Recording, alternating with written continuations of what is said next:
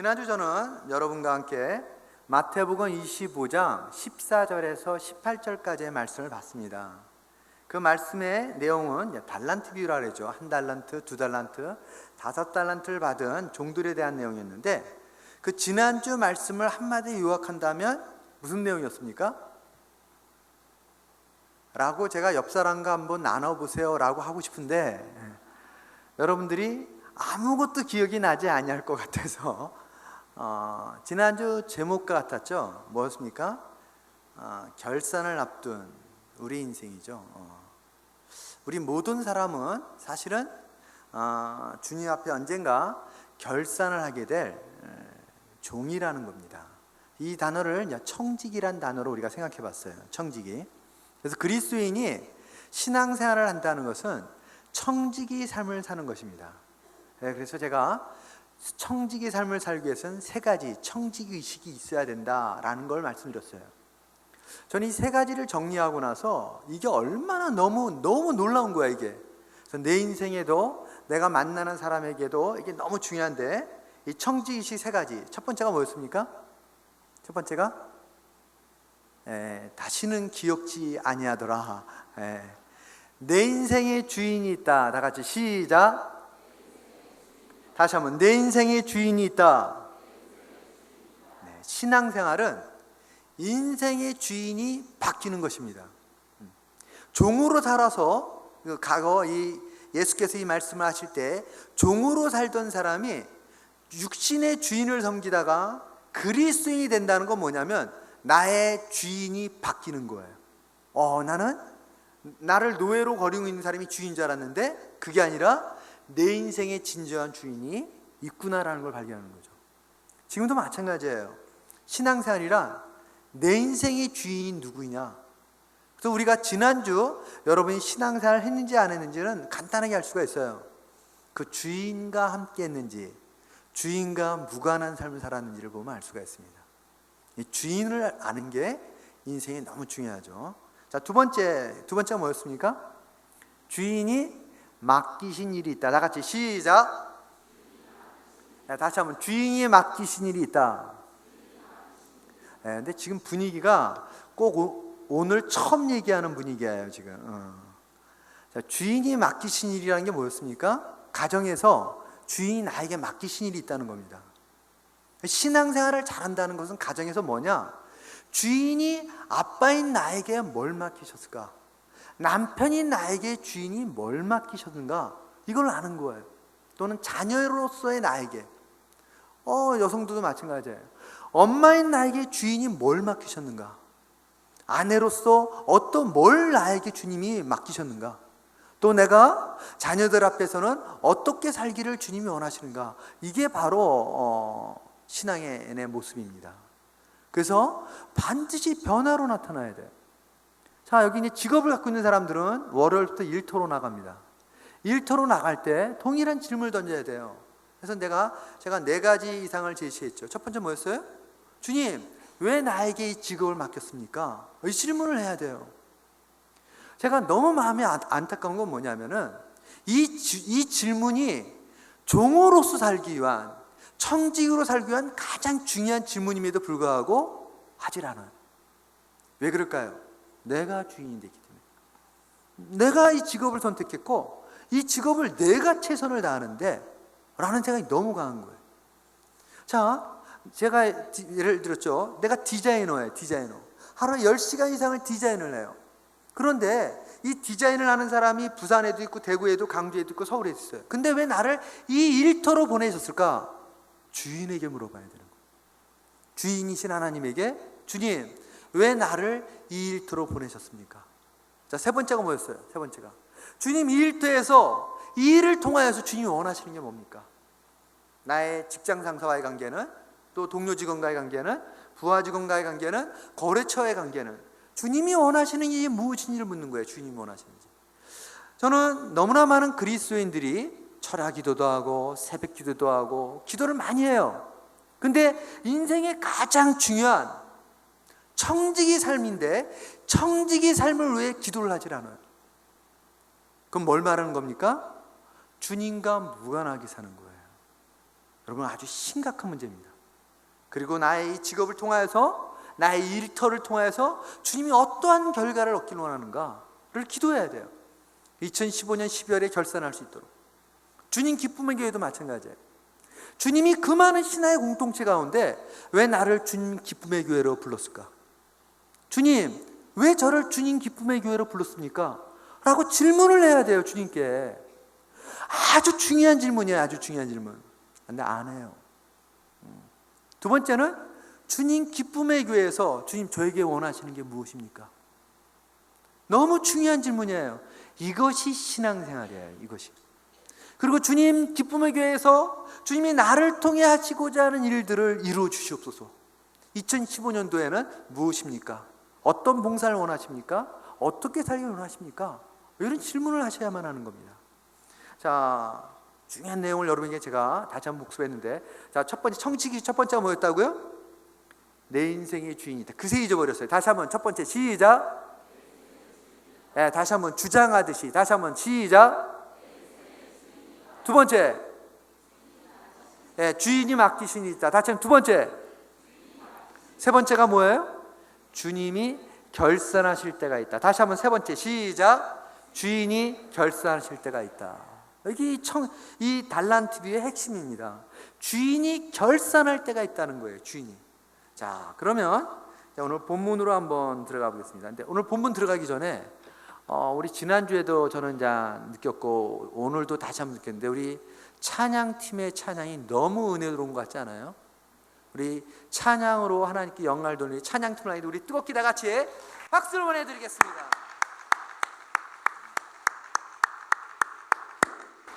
그리고 우리 옆에 있는 분들을 제가 어떻게 봐야 된다 그랬어요?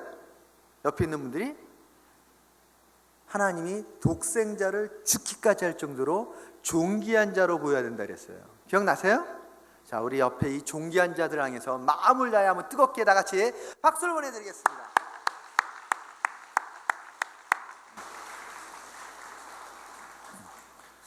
여러분이 매주 만날 때마다 우리 성도들을 대한 이 태도와 자세가 바뀌면 하나님이 여러분을 통해 일하세요. 하나님이 보듯이 내가 세상을 보기 시작하면 하나님이 나를 통해 일하십니다. 근데 이거는 의지적인 순종이 필요해요, 순종이. 근데 우리는 본능적으로 자꾸 판단을 해요. 그의 외모, 그의 옷차림, 그의 성장 과정, 그가 타고 다닌 차, 그의 직업, 사회적 지위, 뭐 이런 거를 가지고. 근데 문제는 주님이 나를 절대 그렇게 보시질 않아요. 자, 오늘 본문을 보면서 다시 한번 생각해 보길 원하는데, 같이 19절, 20절 읽어볼까요? 오랜 후에. 자, 다 보이십니까? 맨 뒷자리 다 보이세요? 안 보이시는 분? 빨리 오셔야 돼요, 앞으로. 왜냐하면 안 보이시는 분이 뒤에 앉아놓고는 끝날 때까지 인상을 쓰세요, 끝날 때까지.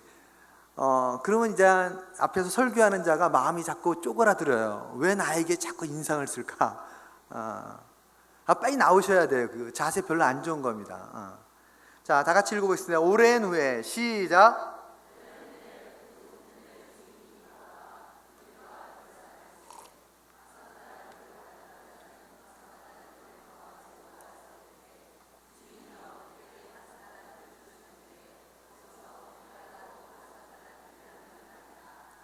예수께서 이 비유를 사용하시면서 이 단어를 넣어요.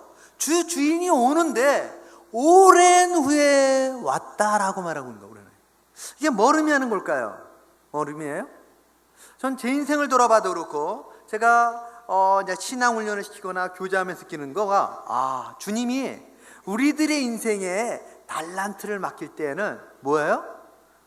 충분히 시간을 주길 원하세요.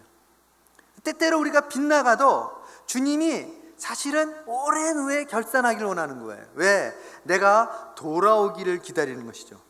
주님이 용납하는 게 아니에요. 기다리는 겁니다. 기다리는 거예요. 지금도 어떤 분들에게는 주님이 기다리고 계세요. 돌아오기를. 자, 오늘 이 달란트비를 통해 그 내용을 구체 있게 보기를 원하는데, 자, 주인이 돌아왔어요. 주인이 돌아온 이유는 무엇입니까? 주인이 돌아온 이유는? 네, 결산하기 위해서입니다. 결산하기 위해서. 우리가 이것을 알아야 돼요. 내가 믿거나 말거나, 내가 인정하거나 인정하지 않거나, 주인이 반드시 내 인생을 결산합니다. 우리가 이 사실을 잊지 않는 게 신앙생활이에요. 그래서 신앙생활이란 뭐냐? 오늘 지금 주인 앞에 결산할 자세로 사는 삶이에요. 신앙생활을 잘 하려면 어떻게 해야 되느냐? 지금 주님 앞에 쓰는 거예요. 항상 오늘 주님 앞에 쓰는 거예요. 그런데 문제가 있어요. 뭘까요? 우리는 자꾸 이 사실을 잊어버려요. 그러니까 주님 앞에 쓰질 않아요. 왜 그럴까요? 우린 자연적으로 내가 주인이 되길 원해요. 이게 타락한 원인이었어요. 타락한 원인. 우리는 끊임없이 내가 주인이 돼요. 끊임없이. 그래서 내가 주를 향하여 나의 마음과 나의 생각과 나의 시선이 가지 않으면 그 순간 이미 우리는 내가 주인이 돼 있어요. 아주 자연스럽게. 그래서 신앙생활을 한다는 것은 주님 앞에 있지 아니할 때는 신앙생활이 무너진 거예요, 이미. 그래서 지난 월요일을 보고 화요일을 보면 자꾸 그렇게 우리가 무너지는 걸 볼 수가 있어요. 두 번째, 결산하기에 주님이 반드시 오심에도 불구하고 두 번째 우리가 어떤 실수를 하냐면 사람들 앞에 결산해요. 사람들 앞에. 남들이 볼 때 어떤가? 나의 배우자가 볼 때 어떤가? 우리 구역 모임의 사람들이 볼 때는 어떤가?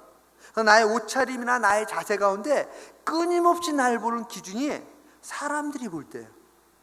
그래서 나의 학벌을 사람들이 볼 때는, 나의 사회적 지위를 사람들이 볼 때는, 그래서 우리들은 자꾸 기준을 잃어버리게 돼요. 기준을. 근데 문제는 그렇게 기준을 잃어버리게 되면 신앙생활이 일탈되어 있는 걸 볼 수가 있어요. 주님은 너와 나를 비교함으로 나를 발견하기를 원치 않습니다. 주님은 내가 주님 앞에서 나를 보길 원하고 주님 앞에서 나를 발견하길 원해요. 그래서 그리스도인의 건강한 자아상은 타락한 본성을 따라 어그러지고 거스리는 이 세대 가운데서 잘못된, 왜곡된, 즉 세상적 가치와 기준을 가지고, 즉 지난주에 말씀드렸던 것처럼 그가 갖고 있는 지위, 그가 갖고 있는 재산, 그가 갖고 있는 영향력을 통해 비교하며 보는 순간 이건 주님이 보시는 모습을 떠난 거예요. 그래서 그리스도인의 건강한 자아상이란 뭐냐? 주께서 나를 보시듯이 나를 볼 수 있는 거예요. 나를. 나의 외모를, 나의 성장 과정을, 지금의 나의 직업을, 지금의 나의 역할을, 지금의 나의 인생을. 근데 문제는 이게 쉽지가 않아요. 쉽지가. 두 번째, 주인이 돌아온 이유는 뭐예요? 약속의 말씀을 이루기 위해서 오신 거예요. 창세기부터 성경은 하나님의 약속의 말씀들로 이루어져 있어요. 그리고 인류 역사를 통해 하나님이 그걸 이루십니다. 이 말은 무슨 말이에요? 주님이 반드시 약속의 말씀을 이루시기 위해서 내 인생을 결산하실 거예요. 우리 모든 사람의 인생을 결산하실 겁니다. 근데 문제는 내가 주님 앞에서 언제 결산할지는 알 수가 없어요. 우리 모두가 심판의 날도 알 수 없지만 나도 알 수 없어요. 쉽게 말하면 내가 언제 죽게로 갈지 알 수가 없어요. 그 날과 그 시를. 그래서 우리는 오늘 내가 주님 앞에 서는 겁니다. 오늘 내가 끊임없이 깨어있는 신앙생활, 지혜로운 크리스찬은 주님 앞에 서는 거예요. 자, 5달란트 받은 종의 반응을 한번 볼까요? 자, 뭐라 말합니까? 자, 같이 한번 읽어보겠습니다. 노란 글씨 보소서. 시작.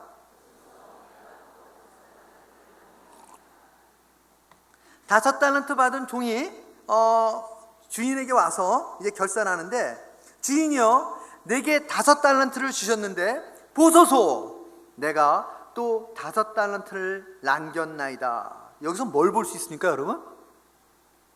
뭘 볼 수가 있어요? 확신이에요, 확신.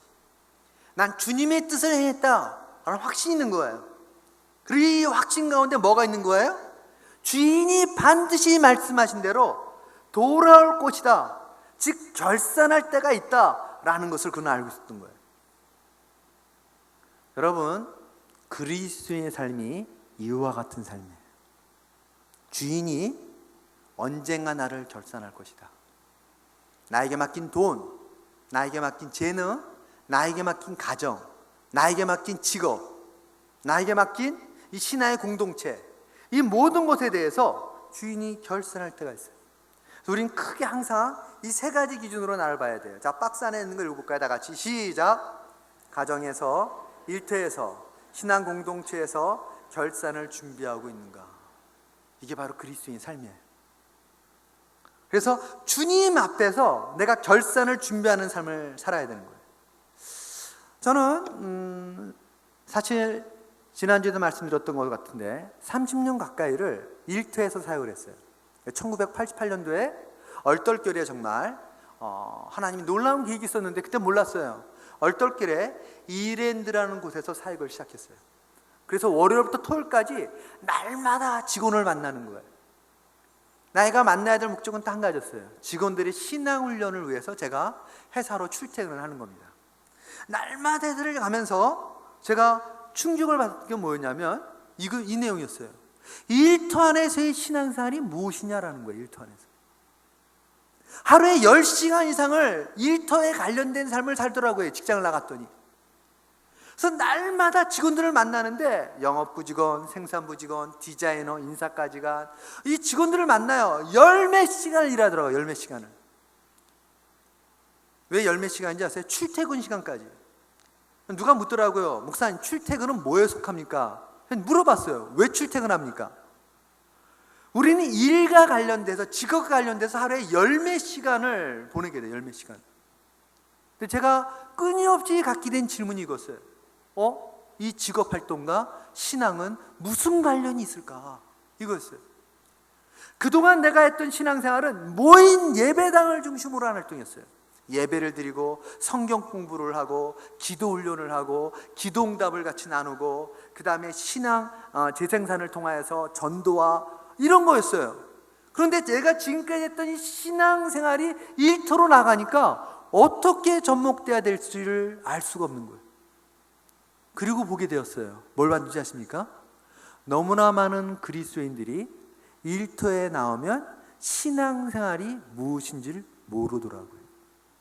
쉽게 말하면 일터에서의 그리스도의 삶을 잘 모르는 거예요. 문제는 지금도 그래요. 지금도. 예를 들어 볼까요? 작년서부터 계속 대형 사고가 터졌어요.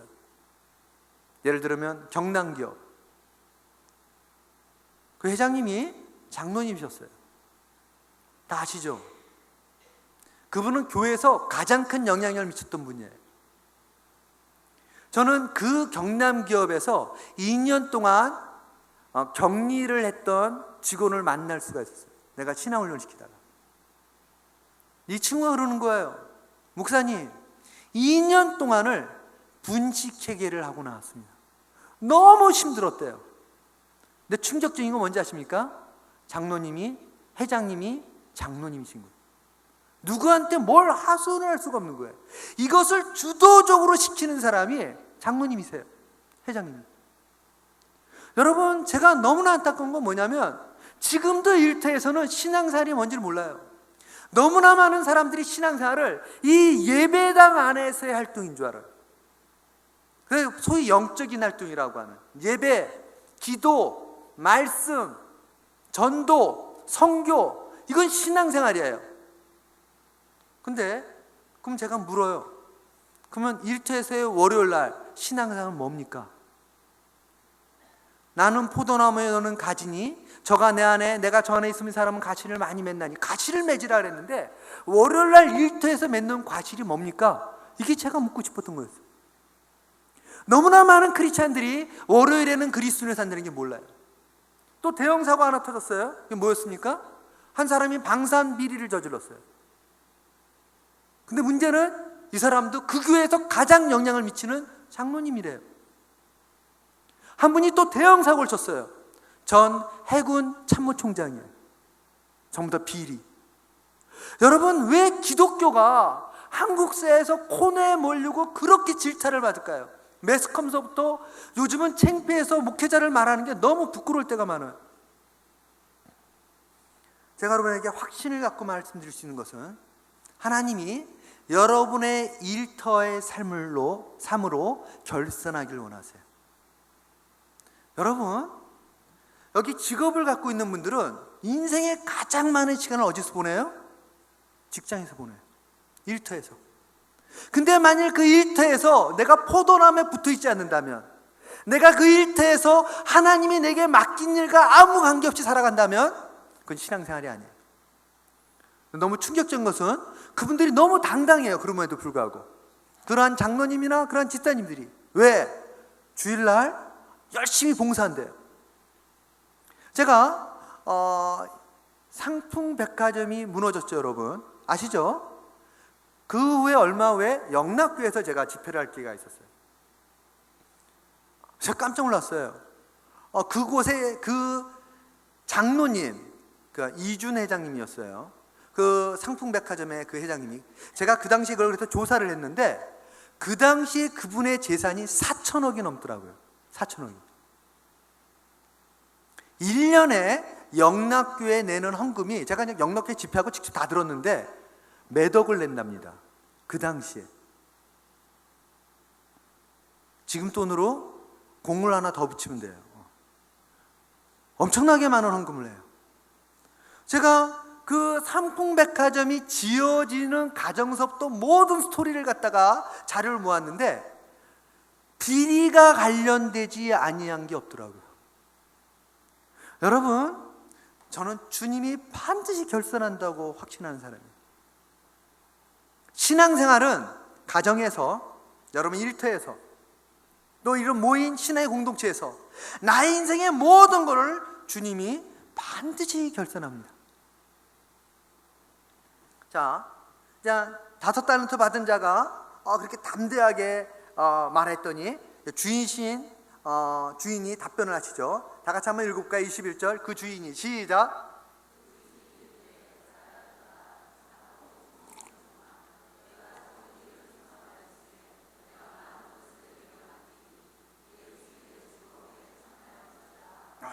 주인의 반응이 뭐였어요? 주인의 반응이 한마디로 말하면 이거였죠.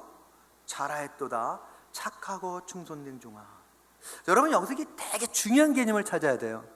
착하고 충성되다는 게 무슨 뜻일까요? 착하고 충성되다, 이 의미를 알아야 돼요. 여러분, 착하고 충성되다가 무슨 뜻이에요? 제가 발견한 너무나 많은 사람들은 이 뜻을 분별을 못해요. 어떻게 이해할 수 있냐면 이 뜻을 이렇게 해요. 착하고 충성되다는 것은 최선을 다한 삶, 정직한 삶, 성실한 삶, 열심히 사는 삶, 속고 사는 거예요. 확신 있게 말할 수가 있어요. 그거 착하고 충성된 삶이 아니에요. 그럼 뭐예요? 왜 그럴까요? 최선을 다한 사는 삶인데, 열심히 사는데, 정직하게 사는데, 섬기며 사는데, 겸손하게 살려하는데, 그게 착하고 충성된 삶이 아니에요? 불교 신자도 그렇게 살아요. 제가 만난 멋있는 비그리스도인들은 다 그렇게 살아요. 우리보다 더 할 수도 있어요. 이해가 되십니까, 여러분? 그러면 착하고 충성되다는 게 뭘까요? 착하고 충성되다는 것은 주님이 내게 맡긴 일을 죽게 하듯이 하는 삶이에요. 저는 너무나 많은 크리스찬들이 내가 최선을 다하는 것을 신앙생활로 생각해요. 그러면 반드시 자기의에 빠집니다. 그리고 내가 최선을 다하는 것이 신앙생활로 착각하게 되면 어떻게 돼요? 너와 나를 비교하게 돼요. 나는 학벌이 이런데, 나는 이런 사회적 지위를 갖고 있는데, 나는 이런 집에 살고 있는데, 나는 이 정도로 최선. 여러분, 신앙은 이런 삶이 아니에요. 신앙은 뭐냐? 주님이 보실 때. 그래서 우리는 나의 생각과 나의 판단으로 자꾸 내가 주인 돼서 결론을 내려요. 저는 우리가 우리 인생을 돌아볼 때 이런 질문을 해야 된다고 봐요. 나는 2015년에도 주님이 보실 때 착하고 충성된 종으로 살고 있는가? 여러분, 이게 왜 중요하냐면 이 기준이 잘못되면 내가 40대에 누구를 만나 상담하는데 이 사람은 아직까지도 학벌에 대한 꼬리표를 띄지는 못했어요. 나는 사실 공부를 열심히 하고 잘했었는데 집이 너무 가난해가지고 대학을 진학할 수가 없었습니다. 그래서 결국 저는 공장에 취직했었고, 그래서 대학을 나중에 늦게 야간 대학을 들어갔고, 그것으로 인해 나는, 문제는 주님이 나를 그렇게 보질 않아요. 근데 문제는 뭘까요? 이 사람은 그 기준으로 타인도 보는 거예요. 제가 비즈니스하는 크리스찬들을 너무 많이 만나요. 제가 여러 모임의 지도 목사로 있어요. 그래서 비즈니스하는 사람을 만나면 어느 날 한 비즈니스하는 사람이 이렇게 말하는 거예요. 나는 나의 비즈니스가 요 모양 요 꼴이라는 게 용납이 되지 않습니다. 하나님의 기준이 아니라니까요. 너를 비교해 볼 때 이 세상에서 너무나 많은 크리스찬들이 이 기준으로 열심히 살아가요. 그건 사단의 전략입니다. 그리고 이 기준으로 자녀를 양육해요. 끊임없이 내가 갖고 있는, 나만이 왜곡되고 나만이 빗나간 삶을 사는 것이 아니라 나의 자녀 자체도 이 빗나간 기준으로 몰아붙이는 거예요. 그럼 질문을 던져볼게요. 다시 한번, 착하고 충성된 종이 되려면 어떻게 돼요? 가장 중요한 질문은 뭐예요? 주님이 나를 향한 주님의 뜻이 무엇인가? 나의 일생을 향한 주님의 뜻은 무엇일까? 이 직업을 통한 주님의 뜻은 무엇일까? 여기 전업주부로 하면 이렇게 질문해야 돼요. 주님이 나를 전업주부로 이 가정에 세우셨는데 나를 통해 주님이 하시고자 하는 일이 무엇일까? 아까 김양재 목사님은 월남 치마 입고 매일 빨래나 하고 애들과 전쟁하고 씨름하는데 내가 뭐하라 이렇게, 그게 아니라 주님이 보실 때 내가 어떤 삶을 살기, 기준을 잃어버리면 그때부터는 딱 기준이 하나 돼요. 최선을 다하고 열심히 살고 성과를 내고 너와 나를 비교해 볼 때 잘 나가는 거. 이게 뭐예요? 이게 세상의 성공이에요. 세상의 성공은 끊임없이 비교해요. 인생은 항로라 그랬잖아요. 지난주에 말씀드렸나요? 인생의 항로를 사는데 우린 출생과 함께 인생의 항해를 하는 거예요. 그래서 끊임없이 비교하죠. 저보다 어떻게 하면 더 좋은 배를 타고 갈 수 있을까? 어떻게 하면 저보다 더 빨리 갈 수 있을까? 그런데 보니까 너무 불공평해. 누구는 태어나면서부터 너무 멋진 호화 요트를 타고 가, 유람선을 타고 가, 크루즈를 타고 가. 근데 누구는 뗏목도 없어. 우린 태어나면서부터 너무 불공평하다니까요. 그래서 제가 발견했어요. 주님, 왜 우리 인생이 이렇게 불공평할까요? 근데 주님이 얘기해 주신 말씀이 뭔지 아세요? 오늘 본 것 똑같은 내용인데, 내가 남보다 좋은 배를 타는 학벌, 좋은 직장, 좋은 집, 이런 좋은 배를 타고 남보다 더 빨리 가는, 더 높은 지위, 더 높은, 이게 의미가 없더라고요. 방향을 잃어버렸을 때 내가 어디를 향해 가는지 모르는 거예요. 너무나 많은 사람들이 옆에 있는 사람보다 더 좋은 배를 타고 더 빨리 가길 원하는데 문제는 어디를 향해 가는지를 몰라요. 언제까지? 무덤에 갈 때까지. 주님이 원하시는 공평함은 뭘까요? 좋은 배, 많은 달란트, 5달란트? 아니요. 남보다 앞서는 삶? 아니요. 뭐예요? 내가 너의 인생을 향한. 자, 이제 2달란트 받은 자도 한번 볼까요? 자, 2달란트. 그 주인이 이르되, 다 같이 읽어보겠습니다. 시작.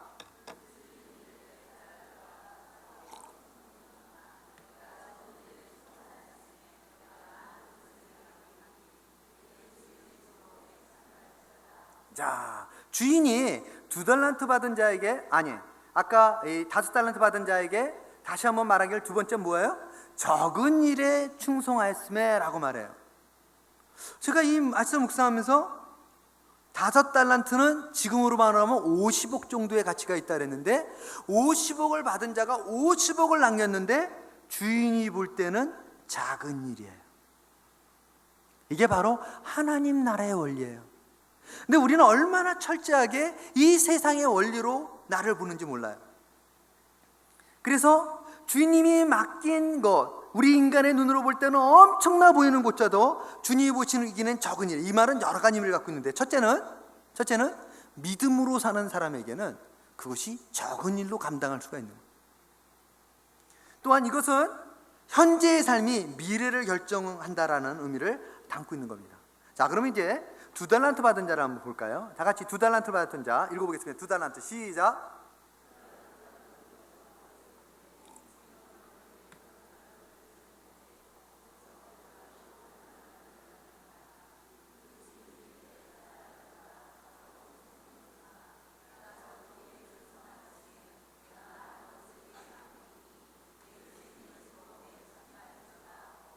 2달란트 받은 자의 고백을 통해 우리가 알 수 있는 건 뭐예요? 우리는 얼마든지 이렇게 말할 수 있다는 거예요. 저는 50억을 받았는데 왜 나는 20억을 이라고 말할 수 있다 그랬어요. 그리고 얼마든지 또 뭐라도 말할 수 있어요? 주인이 야 너는 20억을 남겼으니 라고 말할 수 있는데 너는 왜 20억만 남겼냐라고 말할 수 있을 텐데 주인이 비교하지 않는 거예요. 비교하지. 이 2달란트 받은 자도 비교하지 않는 거예요. 왜 그랬을까요? 그는 주인의 뜻이 뭔지를 알고 있었기 때문에 그래요. 5달란트 받은 자와 비교를 하지 않아요. 저는 이것이 우리가 주님 앞에서 가져야 될 너무 중요한 자세라고 봐요. 우리 이 질문에 답을 해야 돼요. 나는 주님이 내게 맡긴 사명을 알고 있는가? 내 인생을 향한 주의 뜻을 알고 있는가? 자, 그래서 우리가 2달란트 받은 자에 대한 주인의 반응을 통해서 알 수 있는 게 뭐예요? 자, 5달란트와 받은 자와 똑같이 잘하였도다. 착하고 충성된 종아라고 말해요. 이 말을 통해 제가 알 수 있었던 것이 하나님은 공평하신 하나님이라는 사실이에요. 주님은 맡길 자에게 맡기는 거예요. 그리고 그것을 기대하는 것입니다. 세상적 기준으로는 50억과 20억은 엄청난 차이가 나지만 하나님 나라에서의 기준은 그렇지가 않아요. 그런데 언제부턴가 교회 공동체 안에도 이 세상적 원리가 들어오기 시작했어요. 그래서 우리는 끊임없이 비교하죠. 우리 교회의 교인 수, 우리 교회의 규모, 또 우린 나와 옆 사람을 비교할 때도 내가 드리는 헌금, 액수, 또는 나의 자녀의 사회적 모습, 얼마나 내 자녀가 잘 나가는가. 여러분, 이런 것들은 사실은 주님이 나를 보는 기준이 아니에요. 근데 문제는 내가 나 자신도 이렇게 볼 뿐만 아니라 내 자녀도 이렇게 양육하기 때문에 우리 자녀들이 사실은 신앙 안에서 바르게 성장할 수 없는 경우가 너무나 많아요. 그래서 어떤 아이는 이미 중고등학교 때부터 자기가 실패한 자로 생각해요.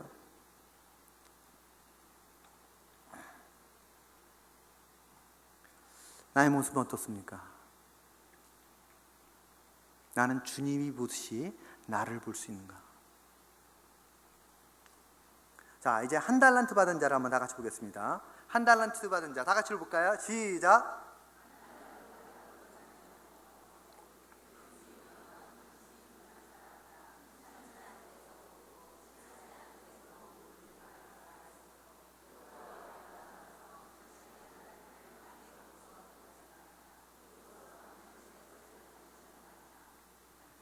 제가 이 본문을 볼 때마다 가졌던 질문이었어요.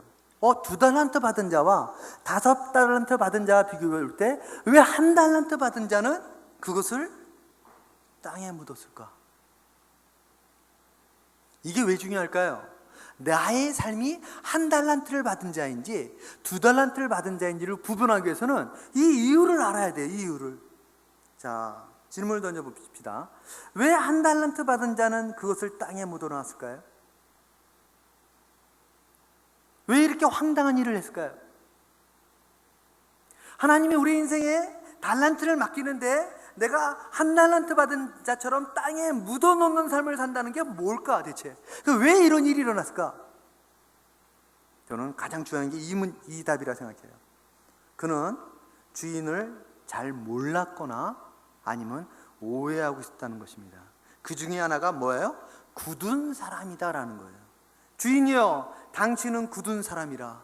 제가 이 말씀이 참 어려웠어요. 주인이여, 당신은 굳은 사람이라. 이게 무슨 뜻입니까? 굳은 사람이라. 이게 무슨 의미를 갖고 있는 것일까? 우리나라 성경을 다 뒤져보면 다 그렇게 나와요. 영어로도 다 하드맨, 원어도 같죠, 당연히. 그래서 다 굳은 사람이라는데 이게 과연 무슨 말일까? 이 말이 맞습니다. 고집스러운 사람, 무서운 사람, 완고한 사람, 그래서 실패를 용납하지 않는 사람 이라고 그는 생각했던 거예요. 그래서 그는 주인을 두려워했어요. 두려워하여 나가서 라고 말합니다. 두려워하여 나가서 땅에 걸 묻게 됩니다. 왜 그랬을까요? 10억이란 돈을 받았는데 이 10억이란 돈을 가지고 나가서 다른 종들처럼 장사하지 아니하고 땅에 묻어놓게 돼요. 왜 그랬죠? 자신이 없었던 거예요. 그 10억이란 돈을 관리할 자신. 저는 이것을 뭐라 말하냐면 주인에 대한 신뢰가 없었다라고 말을 해요. 왜 그럴까요? 주인은 50억을 맡길 때 그가 50억을 감당할 걸 알고 맡기시는 분이에요. 20억을 맡길 때 그가 20억을 감당할 걸 충분히 알고 맡기셨던 분이에요. 10억도 마찬가지예요. 그런데 이 한 달란트를 받은 이 종은 주인에 대한 믿음이 없었어요. 주인에 대한 신뢰가 없었던 겁니다. 그래서 그는 이 10억이라는 돈을 가지고 믿음으로 장사하여 해볼 만한 마음을 갖지 못했던 거예요. 저는 이런 얘기를 종종 들을 때가 있어요. 믿음으로 살지 못하는 사람들의 공통점이 이와 같다는 걸 느껴요. 주님이 만일 내 인생에 맡긴 비전이 분명하다면 그걸 부딪히면 돼요. 그런데 첫 번째부터 문제가 생기죠. 뭐죠? 내 인생을 향한 주님의 뜻이 확실치가 않아요. 두 번째는 이 확실에도 믿음이 부족한 거예요. 자, 이제 세 번째, 이 한 달란트 받은 자가 땅에 묻었던 세 번째 이유는 뭐예요? 자, 이렇게 말을 하죠. 당신은 심지 않은 데서 거두고 해치지 않은 데서 모으는 줄 알아. 자, 이게 무슨 뜻이죠? 이 한 달란트 받은 자의 이 고백을 통해 우리 알 수 있는 것은 이 사람이 주인을 정말 잘 몰랐거나 주인을 오해하고 있었는데, 그 세 번째는 심지 않은 데서 거두고 해치지 아니한 데서 모으는 줄을 내가 알았으므로 라고 말해요. 이게 무슨 뜻입니까? 이 말은 심지 않은 데서도 주님이 거둘 수 있다는 겁니다. 주님이 씨를 뿌리지, 해치지는 씨를 뿌리지 않은 데서도 모을 수 있다는 거예요. 이게 무슨 말이에요? 굳이 내가 하지 않아도 주님은 능히 할 수 있다. 나같이 하찮은 존재는 이런 뜻이에요.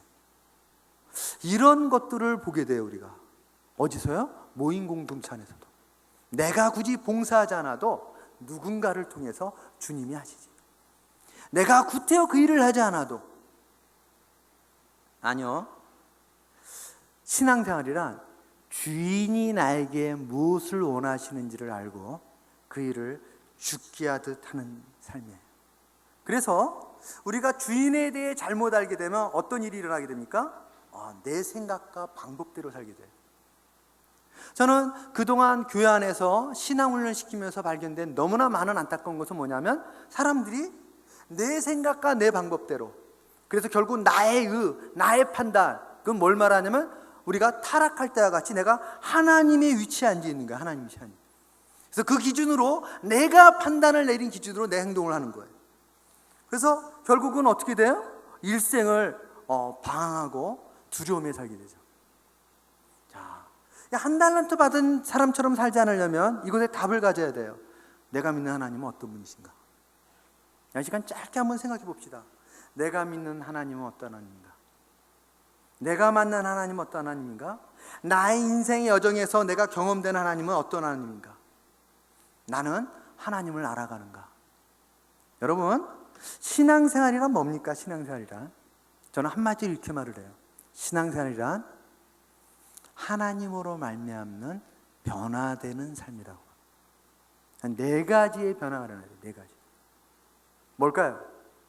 저는 여러분이 지금 신앙생활을 잘하는지 안 하는지 이 네 가지 기준을 보면 알 수 있는데, 이게 말씀 누가복음 2장 52절을 근거로 내가 만든 말인데 뭐예요? 내가 신앙생활을 제대로 하고 있는지는 첫 번째, 하나님과의 관계에 변화가 있는 거예요. 2013년에 비해서 2015년은 내가 주님과의 관계에 변화가 있는가? 변화가 없다면 전 두 가지로 봐요. 병든 크리스찬이거나 아니면 일탈한 크리스찬이에요. 자기 확신은 있는데 사실은 주님의 뜻대로 사는 건 아니에요. 그리스도인의 삶은 반드시 변화로 나타나야 돼요. 첫 번째 변화가 뭐라고요? 나와 주님과의 관계는 변화가 있는가. 작년에 내가 알고 있던 하나님과 올해 아는 하나님이 더 깊고 더 놀라운 그 하나님을 알아가야 돼요. 두 번째, 크리스찬의 신앙생활은 단 두 번째 변화가 있어야 되는데 뭘까요? 너와 나의 관계에 변화가 있는 거예요. 배우자와의 관계, 자녀와의 관계, 일터에서 삶의 변화로 나타나야 돼요. 변화로. 특별히 일터, 직업이 갖는 의미가 뭡니까? 직업이 갖는 의미가 예수께서 이렇게 말하죠. 신앙을 정의하기를 내 마음과 정성과 뜻을 다하여 내 하나님을 사랑하라. 둘째는 그와 같으니 내 이웃을 내 몸같이 사랑하라 라고 말씀하세요. 직업은 뭐죠? 직업은 내 이웃을 사랑하라는 말씀을 실천하는 구체적인 삶의 현장이 직장이며 직업의 현장이에요. 그런데 그 일터에서 너와 나의 관계에 변화가 없어요. 그 일터에서 거래처와 나와의 관계에 변화가 없어요. 그건 신앙생활이 아니에요. 속으면 안 돼요. 아까 말했던 것처럼 우리나라에서 장로님들이 교회에서는 그렇게 절대적 영향을 미치게 하는 사람들이 사회적으로는 비리의 중심에 서는 이유가 뭘까요? 그들은 일터에서는 주님을 쓰지 않았던 거예요. 그들은 일터에서는 너와 나의 관계에서 변화가 일어나지 않았던 거예요. 세 번째는 뭐예요? 일터에서의 변화, 일터에서의 변화. 아까 말했던 것처럼 왜 주님이 나에게 이 직업을 맡기셨을까? 주님이 이 직업을 통하여 나에게 무엇을 원하시는가? 어떠한 결과를 원하시는가? 이런 질문에 대해 내가 답변할 수가 있어야 돼. 네 번째가 뭡니까? 네 번째가 내 몸과의 관계, 내 몸과. 하나님은 내 몸을 120년 동안 쓸 수 있도록 정말 놀랍게 만들었어요. 신묘막치하게 만들었어요. 눈동자 하나, 내 몸의 한 구석구석 하나가. 그런데 내가 청지기로 관리를 잘 못하기 때문에 내 몸이 망가져요. 40대 이미 망가져요. 50대 이미 망가져요. 여러분, 만성질환은 재수가 없어서 생기는 게 아니에요.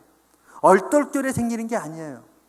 내가 내 몸에 대한 관리를 잘 못했기 때문에 생기는 거예요. 그래서 이 만성질환을 이렇게 표현합니다. 식원병. 내가 먹는 걸 제대로 관리하지 못했기 때문에 생긴 원인인 병. 그래서 이 네 가지 변화가 일어나야 돼요.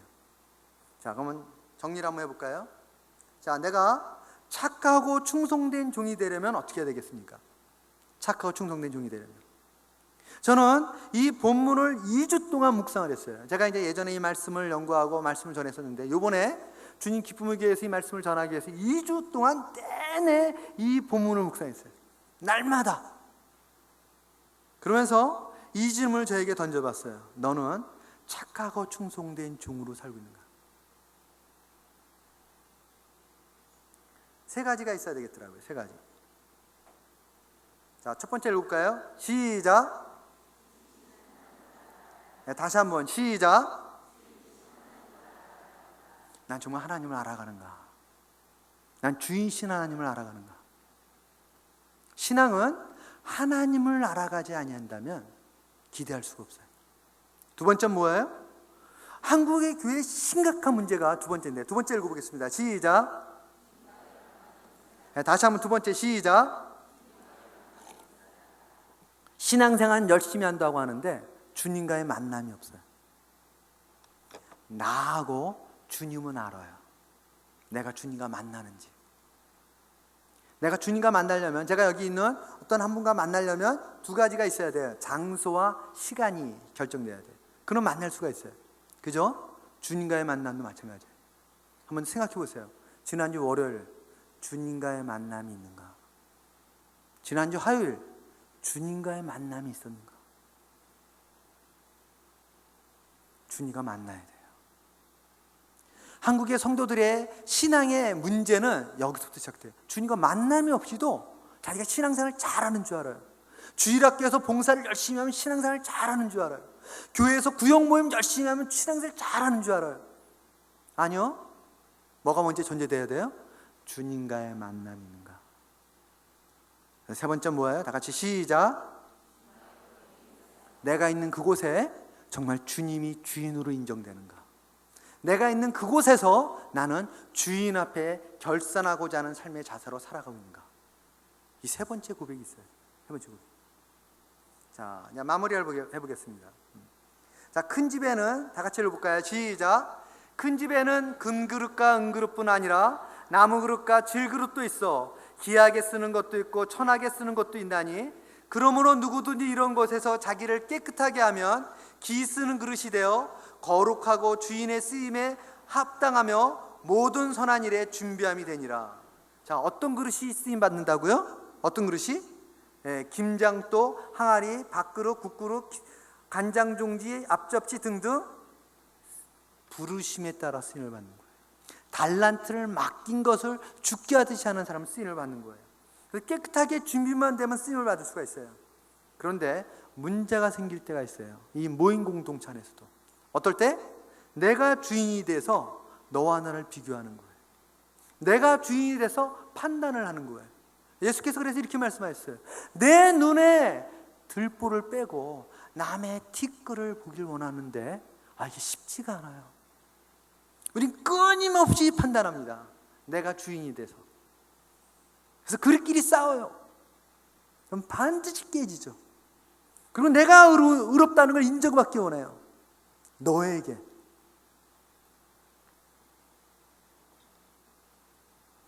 주님이 보시기에 합당한 그릇이 되어야 돼요. 주님이 나를 쓰시는지 확인이 가능해야 돼요. 나는 정말 주의 임재를 경험하는가? 난 주님이 나와 함께하는 흔적들이 있는가? 그래서 나는 잘하였도다 착하고 충성된 종아라는 말을 듣는 삶을 추구하는가? 아까 제가 여러분에게 강조했던 것 중에 하나가 뭐였어요? 신앙생활은 착하고 충성된 종은 최선을 다하는 삶이 아니에요. 열심히 헌신적인 삶이 아니에요. 그 삶은 주님의 뜻을 알고 주의 뜻대로 사는 삶이에요. 만일 내가 나의 최선을 다해서 주를 섬기는 것이 나의 신앙생활이라면 그건 자기 의미여, 그것은 곧 주인된 내가 끊임없이 사람을 판단하고 비교하고 자랑하고 빗나간 가장 대표적인 삶의 모습이 되는 겁니다. 자, 마무리 한번 볼까요? 다 같이 읽어보세요. 나는 시작. 나는 몇 달란트 받은 자처럼 살고 있습니까? 두 번째, 나는 착하고 충성된 종처럼 살고 있습니까? 전 여기 있는 모든 분들이 결산을 앞둔 자세로 지금까지 삶을 돌이켜보면서 결단할 수 있는 시간이 될 수 있기를 바랍니다. 주님, 정말 나의 인생이 주님이 보시기에 착하고 충성된 종이 되기를 원합니다. 같이 기도하겠습니다. 지금도 우리를 사랑하시는 주님, 우린 때때로 나의 열심이 신앙생활인 것처럼 착각할 때가 있습니다. 나의 최선의 삶이 신앙생활인 것처럼 착각할 수가 있습니다.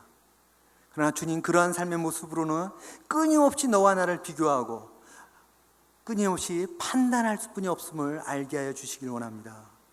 주님, 우리 신앙생활은, 지혜로운 신앙생활은, 착하고 충성된 신앙생활은 언제든지 주님 앞에 서 있는 삶이라는 것을 잊지 않도록 도와주시기를 원합니다.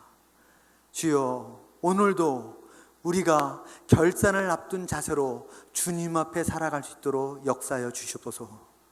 가정 안에서나 모인 신앙의 공동체나 또한 우리가 내일부터 나가게 될 일터의 삶의 현장에서나 주님 앞에서 주님과 동행할 수 있기를 원합니다. 우리 함께 하신 주님께 감사를 드렸고 우리 주 예수 그리스도의 이름으로 기도했습니다. 아멘.